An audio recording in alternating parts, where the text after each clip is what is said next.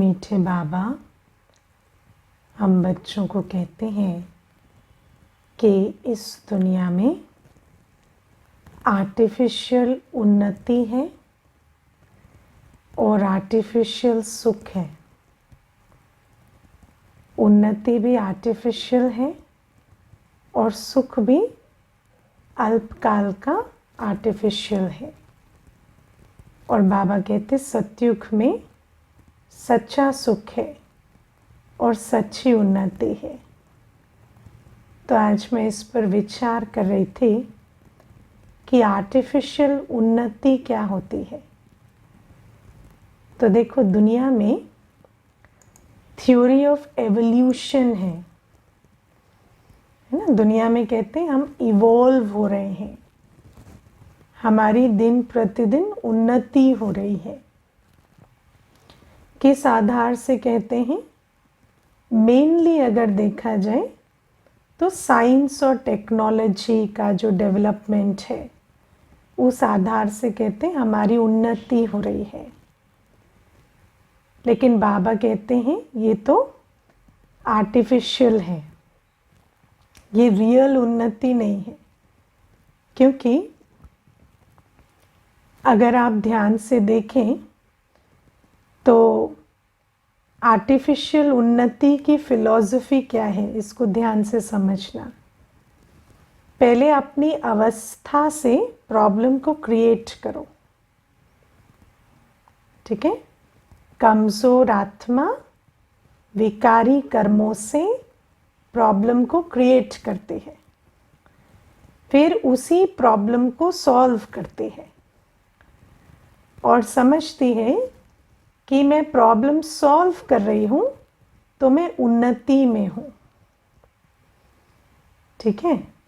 इसका एग्जाम्पल क्या है? देखो, मनुष्य अपने ही कर्मों से ग्लोबल वार्मिंग पैदा कर रहा है। ग्लोबल वार्मिंग कैसे हो रही है ना? हम ही अपने कर्मों से ये जो प्रकृति को नुकसान पहुंचा रहे हैं। सारा जो ओवर कंजम्पशन है, ओवर कंजम्पशन क्यों करते हैं?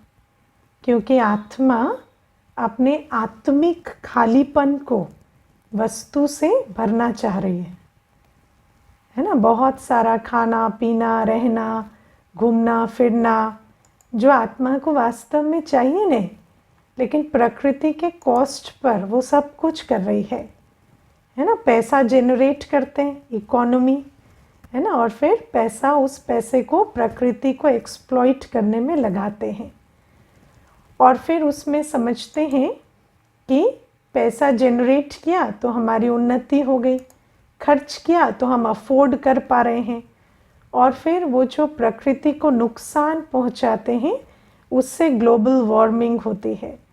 और फिर हम सोचते हैं हमने एसी बना लिया, फ्रिज बना लिया, सेंट्रलाइज्ड एयर कंडीशनिंग बना ली तो हम बहुत उन्नति में हैं, क्योंकि गर्मी हमें नुकसान नहीं कर रही। लेकिन वही एसी, वही फ्रिज फिर और ग्रीन हाउस एमिशन करता है और उससे और नुकसान होता है। तो आर्टिफिशियल उन्नति एक चक्र है, विशियस साइकिल है, जिससे पहले आत्मा अपनी अवस्था से प्रॉब्लम क्रिएट करती है, फिर उस प्रॉब्लम को सॉल्व करने का घमंड रखती है और फिर कहती है हम बहुत डेवलप हो गए हैं क्योंकि हम प्रॉब्लम सॉल्व कर रहे हैं। लेकिन सॉल्व नहीं कर रहे, क्रिएट हम ही ने की है। और आजकल क्या करते हैं, नए नए है ना वायरस पैदा करेंगे, ये करेंगे, आजकल तो मैन्युफैक्चर भी करते हैं। और उसके बाद क्या करेंगे, हाँ, पूरी रिसर्च अपनी उसमें लगाएंगे, फिर कहेंगे हम जीत गए, है ना, हमने इसका इलाज निकाल लिया, हमने इसका ये कर लिया। लेकिन वो सब पैदा क्यों हो रहे हैं? वो तुम्हारे अपने ही कारण हो रहे हैं। तो बाबा हमें कहते हैं ये एक भ्रम है जो मनुष्य अपने लिए क्रिएट करता है कि हम उन्नति कर रहे हैं। वास्तव में उन्नति, बाबा जो कहते हैं कि सतयुग में रियल उन्नति होती है। रियल उन्नति अर्थात आत्मा की अवस्था ऐसी है कि ना वो किसी प्रॉब्लम को जन्म देती है ना उसका हल निकालती, है ना आपको कोई प्रॉब्लम क्रिएट करनी है ना सॉल्व करनी है। कितनी अच्छी अवस्था है ना सतयुग में। ना आप तन मन धन संबंध किसी की भी प्रॉब्लम को आप क्रिएट नहीं करते हैं, है ना, और ना ही उसको सॉल्व करने के लिए आपको कोई मेहनत करनी पड़ती है। जैसे देखो मनुष्य 90s में, भारत में तो स्पेशली 90s में, मुझे याद है कि हमारे घर में ऐसे कहते थे कि आज से 10 वर्ष पहले 10,000 रुपये कमाना बहुत मुश्किल था, है ना, 90s में कहते थे। लेकिन आज जब से ये प्राइवेटाइजेशन हुआ है, प्राइवेट जॉब्स आए हैं, है ना, पहले क्या था, या तो व्यक्ति सरकारी नौकरी करे या कोई व्यापार करे, और तो कुछ होता नहीं था। लेकिन आज क्या है, कहते इतनी सारी बातें आ गई हैं ना, प्राइवेट जॉब ये वो, तो उस कारण से पैसा कमाना बहुत इजी हो गया है ना। तो पहले तो कहा कि हमने धन के साधन क्रिएट कर दिए, फिर जैसे जैसे धन के साधन बढ़ने लगे, है ना, प्राइवेट जॉब्स आ गई, धन बहुत आ गया, तो लोभ भी बढ़ने लगा, है ना। जो व्यक्ति घर में खाना बनाता था वो अब बाहर से खरीद कर खाने लगा, है ना, आलसी होने लगा, लालची होने लगा। और धीरे धीरे आज क्या है, आज अगर कंपेयर करो तो 20 वर्ष में बहुत धन बढ़ा है ना। स्टैंडर्ड ऑफ लिविंग जिसको आप कहें, जो धन से सामान खरीदा जा सकता है, वो बहुत बढ़ा। 30 वर्ष में तो खास कहें तो बहुत बढ़ा। लेकिन उसके साथ साथ उतना ही असंतुष्टता भी बढ़ रही है, उतना ही दुख भी बढ़ रहा है, उतनी ही अतृप्ति भी बढ़ रही है।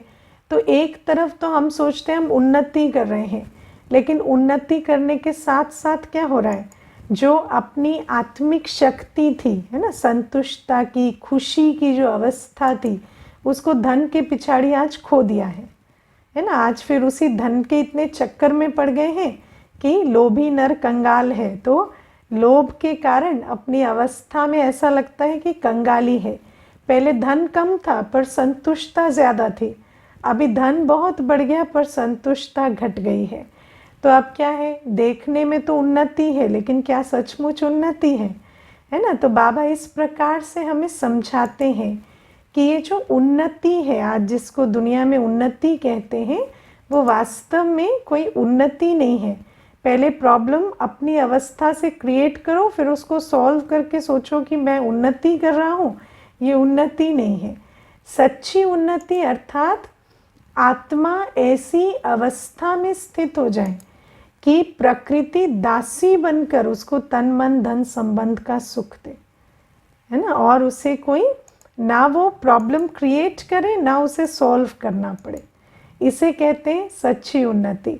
आजकल क्या है, टेम्पररी सेटिस्फैक्शन, प्रॉब्लम क्रिएट करा तो दुख, प्रॉब्लम का सॉल्व किया तो सुख, फिर नई प्रॉब्लम क्रिएट करो फिर सॉल्व करो।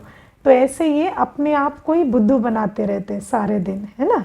तो बाबा कहते हैं कि ये खेल नहीं खेलो, अभी तुम आत्मा अपनी अवस्था को ऐसा बनाओ कि सतयुग में तुम्हें कोई ना प्रॉब्लम क्रिएट करनी है ना सॉल्व करनी है।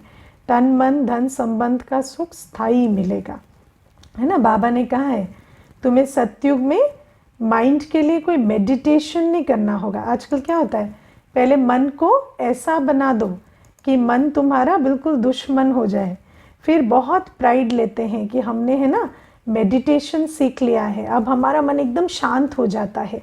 पहले अशांत किया ही क्यों है ना। तो ये तो समझते हैं कि ये उन्नति है कि शांत हो रहा है, लेकिन पहले अशांत किया ही क्यों, है ना। तो बाबा हमें कहते हैं वहाँ तुम्हें माइंड के लिए मेडिटेशन नहीं करना पड़ेगा, शरीर के लिए एक्सरसाइज नहीं करनी पड़ेगी, है ना, धन कमाने के लिए कोई मेहनत नहीं करनी पड़ेगी, या संबंध को सुखी रखने के लिए उनको गिफ्ट्स और ये वो नहीं देने पड़ेंगे, है ना, या सहना समाना नहीं पड़ेगा। तो बाबा कहते हैं ऐसी अवस्था बनाओ कि प्रकृति और सर्व आत्माएं आप ही तुम्हारे साथ हार्मनी में आ जाए, उसको कहेंगे रियल उन्नति। समझा। तो ये है आर्टिफिशियल उन्नति और रियल उन्नति। और फिर बाबा आज कहते हैं आर्टिफिशियल सुख और रियल सुख, है ना। अब मैं आपको इसमें एक बहुत बढ़िया बात बताती हूँ। एक भाई आया एक बार सेंटर पर, तो मुझे बोला मुझे डिप्रेशन होता है। तो मैंने कहा ठीक है, फिर बोला मैं दवाइयाँ खाता हूँ। तो मैंने उसको पूछा क्या दवाई खाते हैं, तो बोला वो डोपामाइन होता है। तो उसने मुझे फर्स्ट टाइम, मैं आपको बहुत सालों पहले की बात बता रही हूँ, जब मुझे इतना आइडिया भी नहीं था कि ये जो दवाइयाँ होती हैं क्या होती हैं, तो मुझे कहा उसको खाने से हमारा डोपामाइन बढ़ता है। तो मैंने कहा डोपामाइन क्या होता है, तो बोला वो खुशी देता है ना, अंदर से आपको खुशी का अनुभव कराता है। तो मैंने कहा अच्छा। तो फिर मैंने उसको कहा ठीक है, तो आप कोर्स करो तो आपको समझाते हैं। फिर थोड़ी देर के बाद मुझे कहता है आप लोगों की लाइफ बहुत बोरिंग है। तो मैंने कहा कैसे, तो बोला ऐसे आप देखो सारे दिन यही करते रहते हो, सफ़ेद कपड़े पहनते हो, कोई एंटरटेनमेंट नहीं, कोई मूवी नहीं देखते, कहीं जाते नहीं, कुछ नहीं करते, तो आप लोग दुखी नहीं रहते हो। मुझे तो ऐसा लगता है कि आप लोगों की लाइफ में बहुत दुख होगा। तो मैंने उसको कहा दवाई कौन खा रहा है, तो मुझे कहता है कि नहीं। तो मैंने कहा मुझे तो डोपामाइन बाहर से नहीं लेना पड़ता, मेरा डोपामाइन बन रहा है अंदर, आपका नहीं बन रहा है। फिर आपको ऐसा क्यों लगता है कि मेरी लाइफ में दुख है और आपकी लाइफ में बहुत एंटरटेनमेंट है। तो मुझे कहते नहीं, मतलब आप लोग कहीं जाते नहीं हो, कुछ खाते नहीं हो, कहीं घूमते नहीं हो, कुछ देखते नहीं हो। तो मैंने कहा आप तो सब करते हो ना, फिर आपको क्यों डोपामाइन लेना पड़ता है आप तो सब करते हो, जो आप कह रहे हो वो आप सब करते हो। तो बोला हाँ, तो जब आप सब कुछ करते हो फिर आपको क्यों ज़रूरत पड़ती है वो डोपामाइन का शॉट लेने की, वो मुझे बताओ। तो फिर मुझे कहता है वो तो मुझे समझ नहीं आता है। तो मैंने कहा क्योंकि there is a difference between artificial खुशी और रियल खुशी, है ना, जो हम दुनिया में सोचते हैं, है ना। आज बाबा ने क्या कहा, बाबा ने कहा कि सोचते हैं गंदा खान पान, है ना, और क्या कहा, हाँ मांस मदिरा गंध खाते हैं और सोचते हैं ये एन्जॉयमेंट है, एंटरटेनमेंट है ना। अल्पकाल का सुख ऐसा हो गया है कि गंदा खान पान मांस मदिरा से सोचते हैं कि मुझे सुख का अनुभव हो रहा है, लेकिन वो सब क्या कर रहा है, वो आत्मा की शक्ति को क्षीण कर रहा है ना। जितना जितना अल्पकाल का सुख आप लेते जाएंगे, है ना, उतना आत्मा की सुख स्वरूप की स्थिति नीचे गिरती जाती है। क्योंकि जो चीज़ आप खुद बना सकते हैं वो आप बाहर से लें तो क्या होता है, आपकी वो जो बनाने की ताकत है वो घट जाती है। आप सोचो आपको रोज़ खाना बनाना आता है, लेकिन आप रोज़ बाहर से खाने लगे तो क्या होगा, 6 मास के बाद आपको अगर भंडारे में जाना पड़ा तो आपको भोजन बनाना याद नहीं होगा।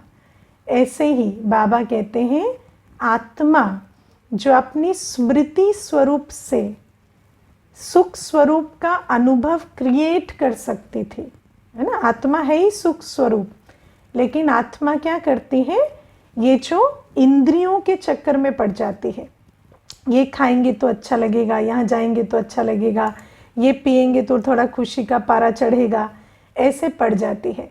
और फिर क्या होता है, उसकी जो अंदर की शक्ति थी वो घटती चली जाती है।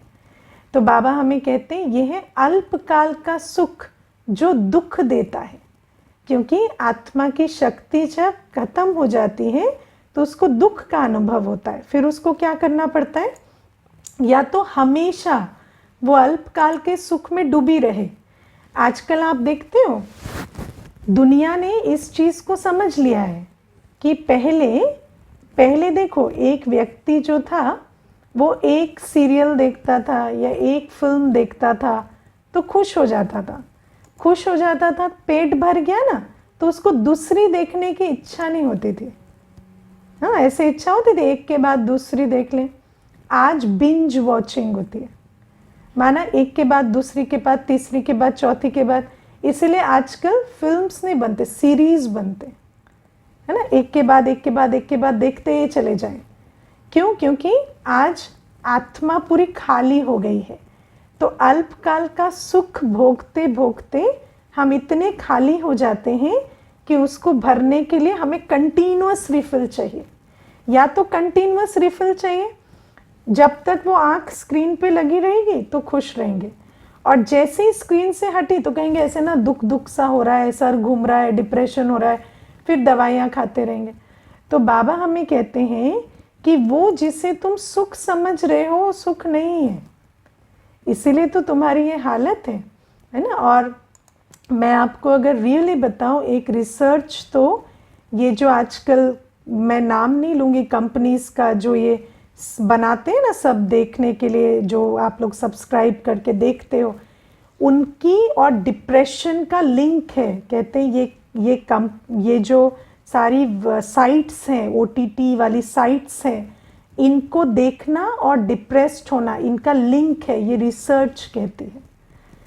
तो बाबा हमें कहते हैं ये अल्पकाल का सुख और सदा काल का दुख तो रिलेटेड है, और मैं जो तुम्हें अभी आत्मिक स्मृति से समर्थी, परमात्मा की याद से समर्थी, उसके आधार से जो तुम्हारी सुख की स्थिति बना रहा हूँ, वो है सदा काल का सुख। क्योंकि सतयुग में कुछ देखने का, खाने का, घूमने का सुख नहीं होगा, आत्मा सुख स्वरूप में देखेगी, खाएगी, घूमेगी। समझा है ना। तो बाबा ये फर्क बताते हैं। बात समझ में आ रही है? समझ में आ रही है, नहीं आ रही है? सर तो हिलाओ तो पता तो चले कि समझ में आ रही है। हाँ, तो समझ में आना माना कर्मों में आना, है ना। तो समझ में आना चाहिए कि मुझे ना अल्पकाल के सुख के चक्कर में पड़ना है, ना अल्पकाल की उन्नति के झांसे में आना है। ये दोनों भ्रम है ना। क्योंकि देखो, जिस प्रॉब्लम को क्रिएट करके सल्यूशन निकाल लेते हैं उसके लिए तो पीठ थपथपाते हैं। कब तक? जब तक दूसरी बड़ी प्रॉब्लम नहीं आ जाती, है ना। तो एक दिन आप सुनेंगे कि टेक्नोलॉजी ने इतना एडवांस कर लिया है, मनुष्य के लिए आज कोई बात मुश्किल नहीं है। दूसरे दिन न्यूज़ में आएगा क्या है ये मेडिकल फील्ड, कुछ रिसर्च नहीं करते हैं, इनके पास इतनी छोटी सी बात का क्योर नहीं है। तो ये क्या है? एक दिन कहेंगे हमने बहुत उन्नति की है, दूसरे दिन कहेंगे कहाँ है वो उन्नति, इतना दुख बढ़ रहा है। तो ये सारा अल्पकाल की उन्नति और सुख के झांसे में हमें नहीं पड़ना है आप। और प्यारे बाबा आज हम बच्चों को समझाते हैं कि ये जो बाबा ने आज सेंटर्स की बात बताई ना, कई सर्विस में रहते हैं, है ना। बाबा ने कहा सर्विस में रहते हैं, लेकिन सर्विस में रहने के लिए सर्विसेबल होना बहुत ज़रूरी है ना। मैं आपको बहुत छोटी छोटी बातें आज इसमें समझाऊंगी। बाबा ने आज एक ईश्वरीय लॉ समझाया है कि देखो, गृहस्थ व्यवहार में रहते फूल सम्मान रहना है, कमल फूल समान। मानो अगर वहाँ पर कोई गलती भी करते हैं तो पाप तो बनता है, लेकिन अगर वही गलती आप सर्विस में रहकर, बाबा की सेवा में रहकर करते हैं तो उसका पाप बहुत गुना ज़्यादा बनता है ना। आज बाबा ने ये हमें नियम समझाया है। मैं आपको एक इसमें थोड़े से अनुभव की बात सुनाना चाहती हूँ। कई बार ना मनुष्य सोचता है कि हर चीज़ में अपॉर्चुनिटी होनी चाहिए। जैसे मैं आपको एक छोटा सा एग्जाम्पल है, कई बार कहते हैं मधुबन जाने के लिए नियम नहीं होने चाहिए, मधुबन तो सबको अलाउड होना चाहिए, है ना। कहेंगे मधुबन में जाने के लिए क्यों प्योरिटी, मधुबन जाने के लिए क्यों शुद्ध भोजन, बाबा का घर है, सबको अपॉर्चुनिटी मिलनी चाहिए, किसी को इसलिए क्यों मना करें कि बाबा के घर ना जाओ कि पवित्र नहीं हो। तो इसमें ये जो सूक्ष्म नियम है ना, कि जब हम बाबा के घर में पतित अवस्था में जाके बैठेंगे तो वहाँ हमारी कमाई से ज़्यादा नुकसान होगा, है ना। क्योंकि हम क्या कर रहे हैं, वहाँ जो आत्माएं अपने गृहस्थ व्यवहार से छुट्टी लेकर तपस्या करने आई हैं, या जो बच्चे बाबा के वहाँ पर अपनी जीवन देकर वो तपस्या का वायुमंडल बना रहे हैं, हम जाकर अपनी नीची अवस्था के कारण उस वायुमंडल को खराब कर रहे हैं। तो वहाँ जाकर रिचार्ज होने की जगह आप दूसरों को डिस्चार्ज करने के निमित्त बन रहे हैं, क्योंकि पवित्रता के बिना तो योगी नहीं बन सकते ना। तो बाबा से चार्ज लेने के लिए भी आपको योगी बनना पड़ेगा, लेकिन अगर पवित्रता नहीं है तो आप रिचार्ज होने की जगह उनको डिस्चार्ज कर रहे हैं, है ना, वायुमंडल बिगाड़ रहे हैं। तो इससे क्या होता है, अपनी कमाई की जगह बोझ चढ़ता है। अब जब बोझ चढ़ता है तो मना किया जाता है कि आप नहीं जाओ, तो सोचते हैं झूठ बोल के चले जाएं, सोचते हैं कौन देखता है, सोचते हैं यहाँ तो अलग ही नियम चल रहे हैं, इतनी स्ट्रिक्टनेस की क्या बात है। लेकिन बात स्ट्रिक्टनेस की नहीं है, हर कायदे के पीछे एक ईश्वरीय सिद्धांत है। अगर उस लॉ को नहीं समझेंगे, देखो बाबा के यज्ञ में कोई भी कायदा हमारे अपने बेनिफिट के लिए है। अगर हम उस कायदे को नहीं मानते तो हमारा खुद पे बोझ चढ़ता है ना, क्योंकि हम समझ नहीं पाते बाबा हमें हमारे ही कर्मों की गति से बचा रहे हैं, लेकिन उसमें जिद करते हैं, कई झूठ बोलते हैं, ऐसे ही चले जाते हैं, तो उसमें क्या होता है, अपना नुकसान होता है। अब और एक बात है, मैं आपको बहुत छोटी सी एक बात बता दूँ। एक बार एक माता आई क्लास में, तो बच्चे को ले आई। अब बच्चा रोए, इधर उधर जाए, भागे, खेले, तो मैंने उसको कहा कि बच्चे को ना नहीं लाना होता है, ईश्वरीय कायदा नहीं है कि हम क्लास में छोटे बच्चों को लेकर आए। तो मुझे कहती है, क्या दीदी, ये भी तो भगवान के ही बच्चे हैं ना, अब इन बच्चों को कहाँ छोड़ दें, हम तो जब आएंगे सेंटर तो बच्चों को तो लेकर ही आएंगे ना, बच्चों को कहाँ छोड़ के आएंगे। तो मैंने कहा आप समझते नहीं हो, जब ये बच्चा रो रहा है तो इसको क्या मिल रहा है, सारे जो क्लास में बैठे हैं वो इसको कोई गुड विशेस दे रहे हैं। एक आत्मा है ना, आप सोचो सब योग लगा रहे हैं, और जब साउंड आता है या ये इधर उधर भाग रहा है तो सबके अंदर क्या संकल्प चल रहे हैं, दुआएं तो नहीं दे रहे ना। कोई भी दुआएं देता है क्या डिस्टर्ब स्टेट में किसी की स्टेट डिस्टर्ब हो जाए तो दुआएं देते हैं क्या। तो आप सोचो कि एक छोटे बच्चे को अगर आप ऐसी कर्म की गति बनाएंगे कि उसको नेगेटिव एनर्जी मिल रही है, तो ये क्या अच्छा है। तो फिर उसको समझ आया, फिर कहने लगी हाँ ये बात तो आप ठीक कह रहे हो। तो मैंने कहा बाबा के घर में इक्वालिटी या अपॉर्चुनिटी की बात नहीं है। बाबा के घर में कोई बाबा कोई न्याय अन्याय करने नहीं आया यहाँ पे, है ना। न्याय अन्याय की भाषा क्या होती है, यहाँ इक्वालिटी नहीं है, यहाँ अपॉर्चुनिटी नहीं है, यहाँ न्याय अन्याय की बात नहीं है। यहाँ हम अपना हक लेने नहीं आए यहाँ हम अपनी उन्नति करने आए, और उन्नति हमेशा कायदे अनुसार होती है, बिना कायदे के उन्नति नहीं होती। बाबा के घर में हम इक्वल अपॉर्चुनिटी इस प्रकार से लेने नहीं आए कि हमें भी अधिकार दो, हमें भी बिठाओ, हमें भी कराओ, नहीं, हम यहाँ उन्नति करने आए हैं। तो इस बात को समझना है। तो बाबा हमें कहते हैं आज कि अगर तुम ईश्वरीय कायदों पे नहीं चलते तो क्या होता है, तुम अपने ऊपर ही 100 गुना पाप का बोझ चढ़ाते हो। अब छोटी सी बात है, जैसे आज बाबा ने कहा कि अगर बाबा के घर में रहें और फिर उसमें विकारी चलन है, कभी बताए कभी ना बताए, या लून पानी हो, झगड़ा करें, क्रोध रखें, मीठा ना बने, तो फिर ऐसी आत्मा को क्या कहते हैं कि आप भले गृहस्थ व्यवहार में कमल फूल समान रहो, है ना। तो जब ऐसा होता है, कई बार ऐसा होता है कि सेंटर पर कोई भाई बहन रहते हैं और उसके बाद देखा जाता है कि इनके अंदर इतनी शक्ति नहीं है, अभी ये समझ नहीं रहे हैं, है ना, अभी इनके अंदर वो स्थिति नहीं है कि ये समझ पाए कि हमें क्या करना है क्या नहीं करना है। उनसे भूलें हो रही हैं बार बार, और भूलें भी काम क्रोध की भूलें हो रही हैं बार बार, है ना। कोई ऐसे छोटी मोटी भूलें नहीं कि सेवा नहीं कर पा रहे, ये नहीं नहीं, पर काम क्रोध की भूलें हो रही हैं, तो फिर क्या कहा जाता है कि आप भले ही घर गृहस्थ व्यवहार में रहो, फिर अगर वो कहते हैं हमसे होता नहीं है तो हम शादी कर लें, तो हम उसके लिए भी मना करते हैं, है ना। भले भले करें, लेकिन हम परमिशन नहीं देते हम तो यही कहते हैं कि देखो भाई, तुम्हारी जो अवस्था है उसका सल्यूशन शादी नहीं है ना। देखो, कोई सोचे कि आज मेरे अंदर ताकत नहीं है तो कल हम शादी कर लेंगे तो सुधर जाएंगे, नहीं। शादी करने से तुम्हारी जीवन नहीं सुधरेगी और एक की बिगड़ेगी, है ना। जब तुम अपने लिए ही एसेट नहीं हो, जब तुम दो आत्माओं के साथ चल ही नहीं पा रहे हो, तो शादी करके सल्यूशन नहीं होगा। शादी करके तुम्हारे और भी विकर्म बनेंगे और सामने वाली आत्मा के भी विकर्मों के लिए तुम निमित्त बनोगे। तो ये समझना होता है।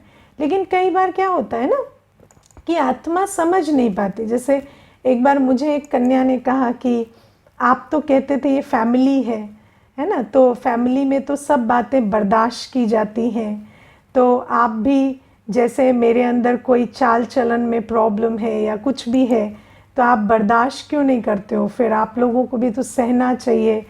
तो है ना, कई बार ज्ञान उल्टा ले लेते हैं ना, आप ही को सहन शक्ति का पाठ पढ़ा देंगे कि आप क्यों नहीं सह पा रहे हो अभी, या क्यों नहीं समाते हमारे विकारी आदतों को।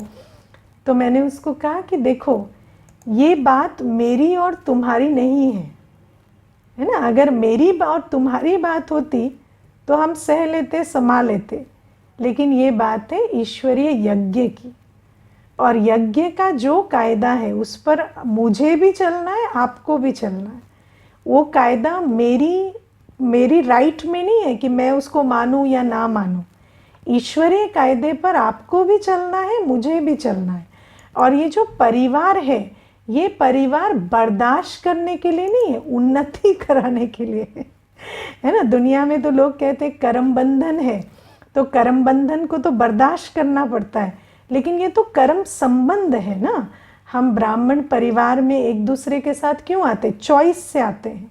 It is a choice, it is not a boundation, है ना। तो ये बंधन नहीं है, ये कर्म संबंध है जिसको हम चुनते हैं आत्मिक उन्नति के लिए। तो जब आपकी उन्नति नहीं हो रही है तो यहाँ पर रहने का कोई पॉइंट नहीं होता, समझते हो। तो इन बातों को समझो। और मैं आपको एक बहुत छोटी सी बात बताती हूँ। मैं कई बार इस बारे में विचार करती हूँ। दुनिया में आप देखो, एक फैमिली होती है, उसका भी एक ट्रेडिशन होता है ना। कुछ उसकी एक अपनी मर्यादा होती है, कुल की अपनी लाज होती है। लेकिन आप देखना, जनरेशन बाय जनरेशन वो ट्रेडिशन ढीला होता जाता है। आप कईयों को देखेंगे जो कहेंगे हमारे दादाजी तो प्याज भी अंदर घुसने नहीं देते थे घर के, लेकिन आज तो बच्चे अंडे भी बना के खा रहे हैं। क्या करें, आजकल बच्चे सुनते नहीं हैं, इस प्रकार से। लेकिन आप विचार करते हो, बाबा का यज्ञ इसी पतित दुनिया में चलता है। और आप सोचो, 80-85 वर्ष हो गए, है ना। 85 वर्ष आज इस यज्ञ को हो गए, कितनी जेनरेशन्स बदल गई, लेकिन बाबा के यज्ञ में कायदे डाइल्यूट नहीं हुए। ऐसा नहीं दादी के टाइम पे तो ये नियम था, मम्मा के टाइम पे, बाबा के टाइम पे ये नियम था, आज ये नियम हम मानते नहीं, ऐसा नहीं। क्यों? क्योंकि बाबा ने हमें समझाया है कि आपसे और हमसे बहुत बड़ा ये ईश्वरीय यज्ञ है, और इस यज्ञ के कायदे को आपको भी मानना है, मुझे भी मानना है ना। कोई ऐसा नहीं है कि जिसको बाबा ने निमित्त बना दिया वो रिलैक्स कर दे कि मेरे पर तो ये कायदा लागू नहीं होता, आपकी मर्जी, आप करो या नहीं करो। तो बाबा हमें कहते हैं कि ये जो बाबा का यज्ञ है, जो जिसका फाउंडेशन प्योरिटी है, तो यहाँ पर काम की, क्रोध की चलन मूल रूप से चल ना सके, है ना। बाबा कहते हैं फिर लोभ मोह अहंकार की चलन भी कम नुकसान नहीं करती। तो बाबा कहते हैं ऐसी जो चलन होती है, अब उसके लिए थोड़ी मेहनत तो की जाती है, लेकिन अगर कोई नहीं चलता तो फिर उसको कहेंगे कि आप अगर यहाँ रहेंगे तो क्या होगा, यज्ञ की व्यवस्था पर असर होता है और उसका पाप का खाता आप पर चढ़ता है। इसलिए आप बेहतर है गृहस्थ व्यवहार में रहें, घर में जाएं लेकिन कमल फूल समान वहाँ रहे, उसकी भी प्रेरणा देते हैं। समझ में आए? तो इसीलिए कभी ये नहीं सोचना कि अगर कोई रह रहा है उसके अंदर प्रॉब्लम है तो भी क्यों उसको सहन शक्ति के द्वारा रखा नहीं जाता, ऐसा नहीं ऐसा नहीं। नहीं, ये बाबा की श्रीमत नहीं है, क्योंकि बाबा के यज्ञ में जो वायुमंडल है वो बहुत इम्पोर्टेंट है, उसका शक्तिशाली रहना बहुत आवश्यक है। किसी आत्मा को क्षय देने के लिए उस वायुमंडल को बिगाड़ नहीं सकते, है ना, इसको समझना है। बाकी बाबा आज हमें कहते हैं कि तकदीरवान कौन है ना, तो बाबा कहते हैं जो इस समय श्रेष्ठ कर्मों से, है ना, अपना भाग्य बनाए। बाबा के सच्ची सेवा द्वारा सर्व की आशीर्वाद प्राप्त करने वाले ही तकदीरवान हैं। सच्ची सेवा द्वारा सर्व की आशीर्वाद प्राप्त करने वाले ही तकदीरवान हैं। मैं आपको बहुत छोटी सी एक इसमें बात बताती हूँ। दुनिया में मनुष्य क्या समझता है कि किसी को मुफ्त की रोटी खाने को मिल जाए तो बहुत तकदीरवान है। कहते हैं ना, ये बहुत तकदीरवान है, ये तो बैठा बैठा खाता रहता है, इसको ना कुछ करना है ना इसको कोई कुछ कहता है ना। तो व्यक्ति समझता है कि जो सेवा नहीं कर रहा वो तकदीरवान है, लेकिन वास्तव में वो तकदीरवान नहीं होता, वो तो तकदीर बनाने के समय को गवा रहा है। जिस समय सच्ची सेवा कर कर आशीर्वाद के बल से तकदीर बनानी चाहिए, वो उस समय उस तकदीर को गवा रहा है, उस समय को गवा रहा है ना। कई बार मैं आपको बहुत छोटी सी बात बताती हूँ, फ़ोन करते हैं ना सेंटर पर, तो कहते हैं कोर्स की क्या फ़ीस है, तो हम कहते हैं फ्री है, तो बहुत खुश हो जाते हैं कि फ्री है ना, तो कर लेते। उसके बाद कंटिन्यू करने के पैसे लगते, नहीं कंटिन्यू करने के भी पैसे नहीं लगते, तो बहुत खुश हो जाते, कंटिन्यू करते रहते और समझते हैं कि हमें फ्री में मिल रहा है। लेकिन वास्तव में जो इस समय अपना तन मन धन सफल नहीं कर रहा, वो अपनी 21 जन्मों की तकदीर बिगाड़ रहा है। वो तकदीरवान नहीं है कि उसको फ्री में सब कुछ मिल रहा है ना। तो तकदीरवान को अब समझना पड़ेगा इसको, इस समय करना पाना है, बैठ के खाना गवाना है, चाहे वो ज्ञान का भोजन हो चाहे स्थूल भोजन हो। बैठकर खाया ज्ञान का भोजन भी, कोई सेवा नहीं की, तो ये हुआ तकदीर गवाना, तकदीर बनाना नहीं हुआ। इसको समझना। मैं आपको एक बहुत अभी रिसेंट का अनुभव है। एक हमारे लौकिक में एक है ना मित्र होते हैं पुराने, तो फ़ोन वोन करते रहते हैं कभी कभी। तो एक ऐसे मित्र ने फ़ोन किया, तो वो मुझे कहते हैं कि जब मैं बूढ़ा हो जाऊंगा ना तो मुझे सेंटर पे रख लेना, है ना। ऐसे ही ज्ञान में चलते नहीं है तो ऐसी बातें करते हैं, तो ना हमें सेंटर में रख लेना जब हम बूढ़े हो जाएंगे। तो मैंने कहा ठीक है रख लेंगे। तो फिर कहते हैं नहीं बाबा नहीं, मुझसे बहुत सेवा कराओगे तुम लोग, है ना, बोलोगे सेवा नहीं करोगे तो ये नहीं, सेवा नहीं करोगे तो वो नहीं, तो झाड़ू मरवाओगे, पोछा करवाओगे, बर्तन धुलवाओगे। तो ऐसे करके कहने लगा।